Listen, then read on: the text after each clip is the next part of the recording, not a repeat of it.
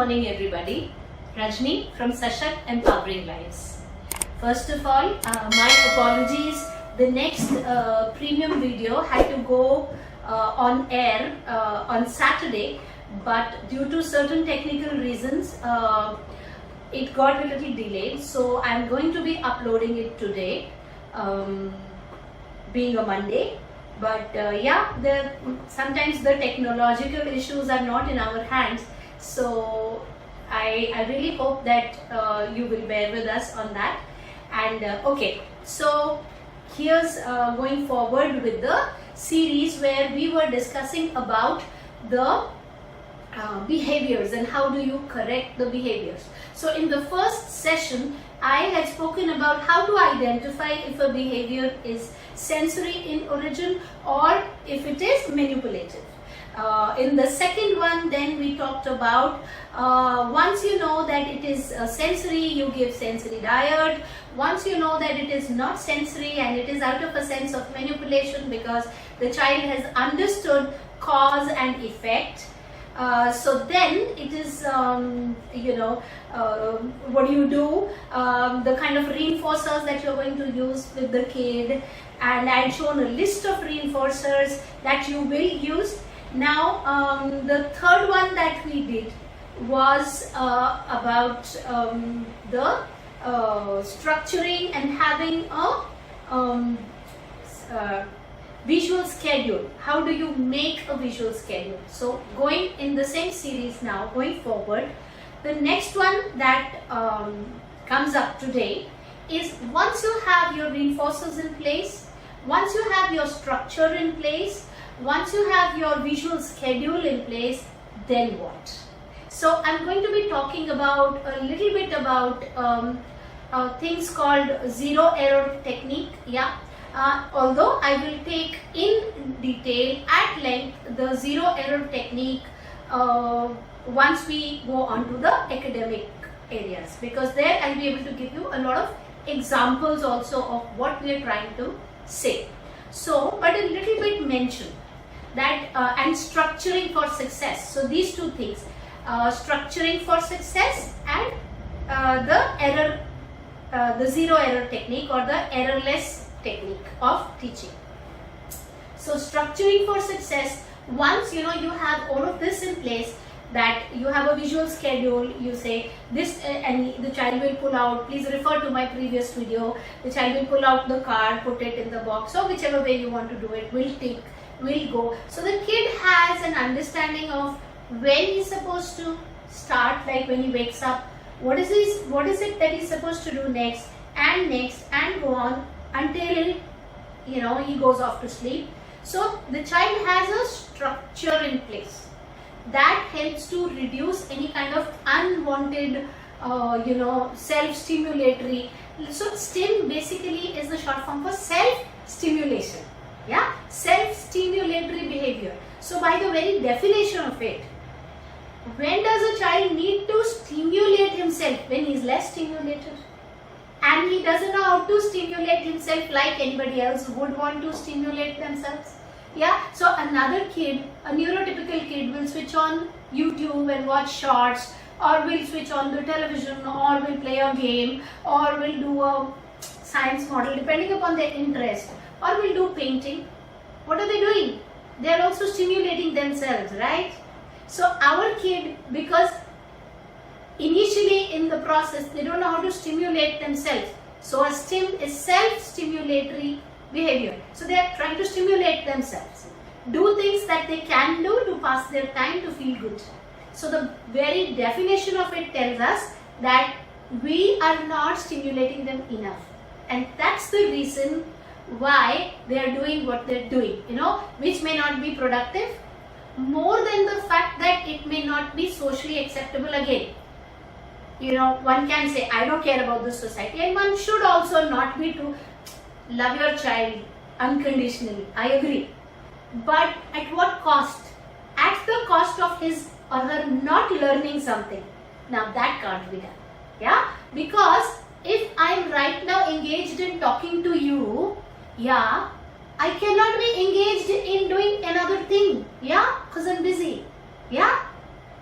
Same way, if a kid is engaged in something all the time, then the kid can't be engaged in learning.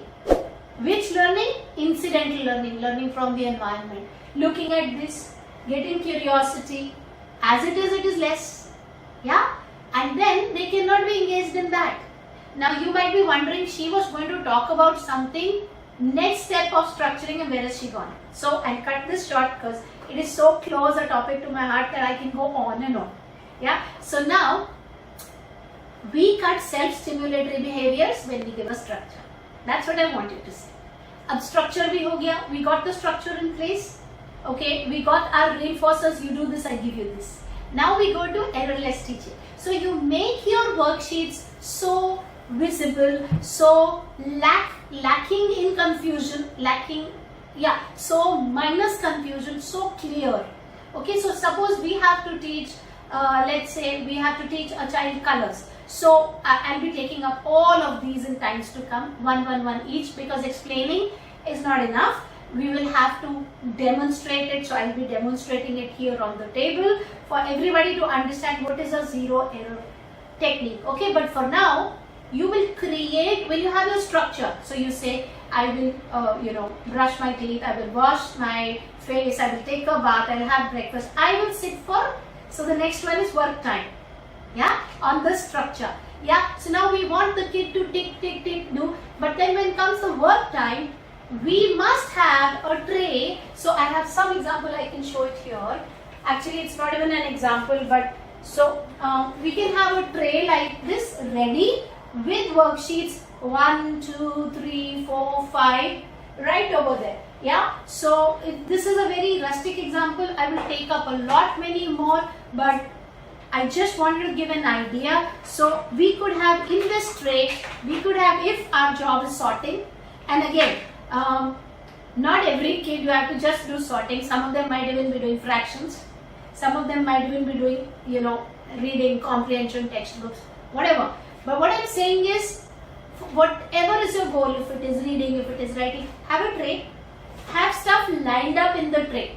Now this is structuring for success. So if you have, in this tray, this I just picked up to give example. This is just a tray for, I kept my stuff here. Okay, this is no child structure, but just giving an example.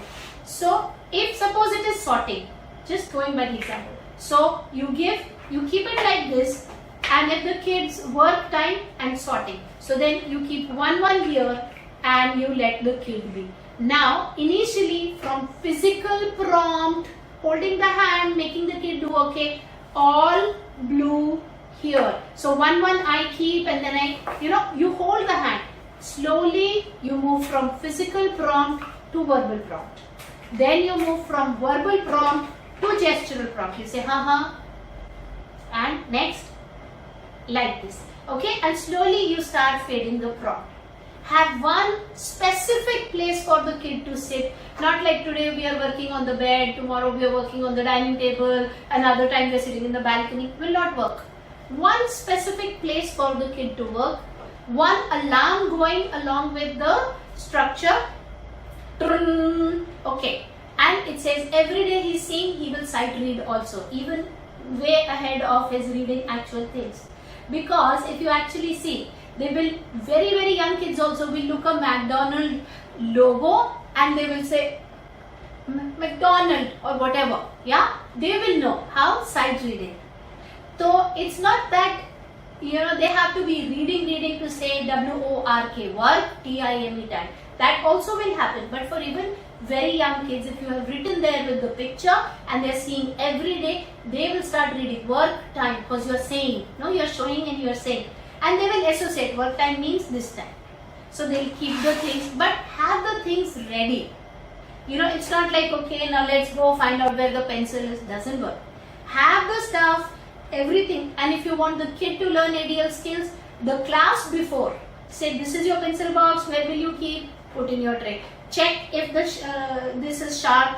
Okay, so pick a katori, put it in there, the shavings. Where will you throw this? Okay, prepare the tray. Get the kid to prepare the tray, or you prepare the tray, depending upon the child's age. Yeah, and then have it ready. And the next day, you say, okay, check schedule. Now there also, from physical prompting of checking the schedule to verbal prompting, and then finally you're like, it's time, what are you doing? So the kid is going forward, is checking, doing things. Yeah, so structure for success, and create worksheets which are very clear, where the chances of error are less. Error-less teaching I will explain by means of every single, okay, what is error-less here in tens and ones, which is a error-prone worksheet, which will not give results, which will give results. We'll go on to all of that as we progress forward. But do as much error-less, okay, plain sheet of paper, no confusion, use a bright color so they understand, get them to structure the things, and then between activities, like I had said, so you have one academic, one ADL, one movement based, so it has to be structured like that. Once you structure the child's day, and once you've given enough practice on the visual timetable for almost like 2 weeks, now start fading it. For some children 2 weeks is too much of a time, so give for 1 week. Now start fading it. So you say, mommy will not tell you, go check, you know how to check your schedule, go check what you have to do. So you wake the kid up initially, you hurl them to the bathroom. Again, in your ADL goals, you are not going to put the brush paste and brush the teeth. For everything you're like, you do, I'm watching you do. Then I'm at a distance, I'm watching you do. Then you keep fading yourself and you say, you do. And the kid will do it. And wherever you feel they're not able to do, then you will give help. Now, all of this sounds like a fairy tale, yeah? Because in all of this, Rajni has not mentioned even one place that the kid will throw himself on the floor, that the kid will bite, he will shout his lungs out. I know people. I know that all of these things will happen. That is the resistance you will get. It's not easy. It's not something that, I said, kid gets up, kid does this. I understand all of that. And that's why we had discussed reinforcers. And that's where we will bring the reinforcers and say, so you don't want this, right? All right, I will eat it, I will not give you. I will play with this toy, you don't get it. Yeah. Now, some of the parents will say, no matter which reinforcer you give, he says, I'm not interested. That also happens. They don't even look at it. Now, the biggest reinforcer for a kid is a happy parent. And a parent full of excitement, yeah? So when you say, okay, we will finish this, and you and mama will go and have hide and seek. Yes? Want it? Bubbles, want it? Tickling? Yes? Come on, let's do it. Then the kid is more interested in that bubbles that you're showing. If you say no bubbles, you will not get it. The kid is not interested. It's the energy you put into the system. And that brings me to the next point. When my mind is constantly mulling over what's going to happen to this kid, he's shouting his lungs out, how will the school take him, then husband has his own issues, and in-laws have issues, and life is like stuck. Now how do I bring that smile onto my face? Yeah, I say, yes, let's do it. Then for that, the answer is that take autism as a gift. Not everybody becomes a bodybuilder, yeah? Only the people who lift 25, 30, 40 kgs of weight, put in the hard work, get muscles like the way the muscles are, yeah? Others don't get it.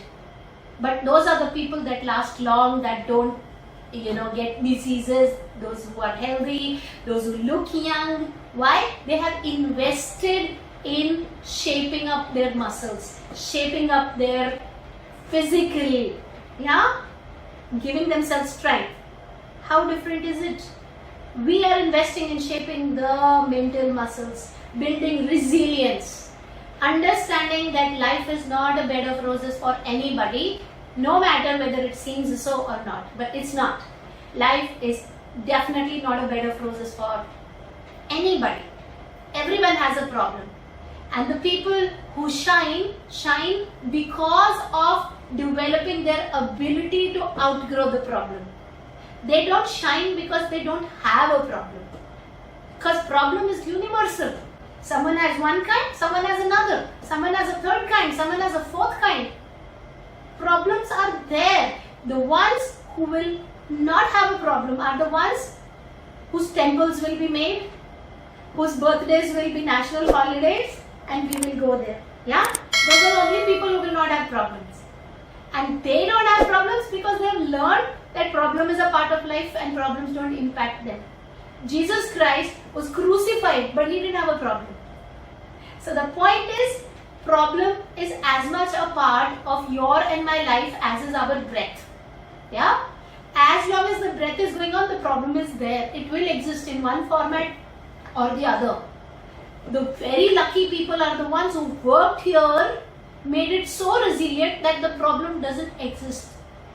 Although it is there, but it is powerless. So, when you start working here, start meditating, start saying, that's okay, I have a not perfect husband, doesn't matter. Let him continue with this crap. I have to do this, I don't care. I have a mission. So then the problem still exists. But you are not focused onto it, yeah? Because you have a mission. So, you will go to the kid saying, yes, let's do it. Let's do it. Let's go. So now, you are the reinforcer. You are the reinforcer. The kid loves to be around you. Any kid loves to be around a happy adult. That I've seen. Whether neurotypical or diverse, you go to the park, you're like a magnet, they will automatically get attracted towards you. They are sick and tired of seeing frowned faces.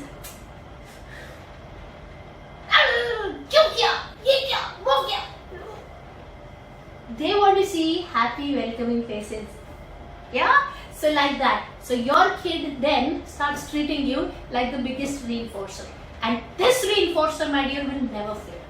So when you say, okay, so you don't want to play hide and seek with mama. This new toy I got, you don't want this. Fine then. Don't rush.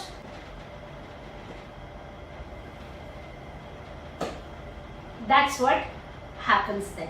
So using reinforcers, using your structure, using your errorless teaching techniques, I will come more onto that. Yeah, you will get a kid to get rid of unwanted stills, okay, unwanted behavior patterns. Yeah, you will get a kid to get more compliant, listen to you, sit at a place, work, and not to forget, use a lot of social praise. Yeah, genuine praise. Genuine praise for the kid's effort to handle the situation and learn so nicely. Let the kid become your Jabra fan. Let the kid want to stick around you all the time. That's when the behaviors will go. And for doing that, sometimes you will have to be very, very firm and strict. A no is a no. They will respect you more when you say a no is a no. That's very surprising, but that's how it works. So again, time and time again, they will come back and they will again try to throw themselves on the floor, not sit on the chair, and you say it doesn't work. Alright then, aaj ka halwa is not happening. I will not make for you. Or this toy I am going to give away to Didi. This doesn't work like that. Sit up, go and sit there. So the kid will learn, will go and sit there. Okay. That is how your behaviors will then start shaping up. Okay. Now from here on, you will start to reduce the visual structure, because all the life we don't want the kid on the visual structure, but it will not happen very soon. So do it for 2 weeks, 3 weeks, 4 weeks, 2 months, depending upon kid to kid. When they get very comfortable, then we start fading the structure, and sometimes we also bring unpredictability, because unpredictability is an absolutely important part of life. If we have children who are like this, okay, iske baad ye hoga, iske baad ye hoga, this is what we do, this is what we do, then we are heading towards trouble, because the minute there is uncertainty, they don't know what to do. They're gone. So we are not going to give that kind of a thing to them. But that comes later. So first you establish the structure, then you get them to follow it, then you start fading it. When you fade the structure, you can probably remove the picture and say picture got lost and just write there.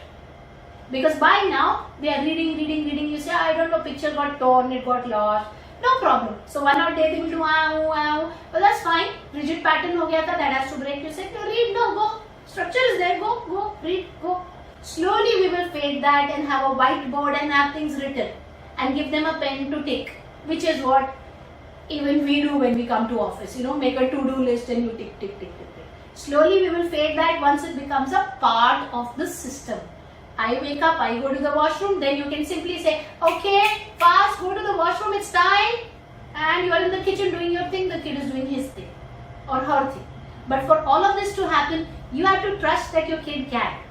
Because so many times I've heard this, it all sounds very nice, but I don't think my kid will be able to do this ever.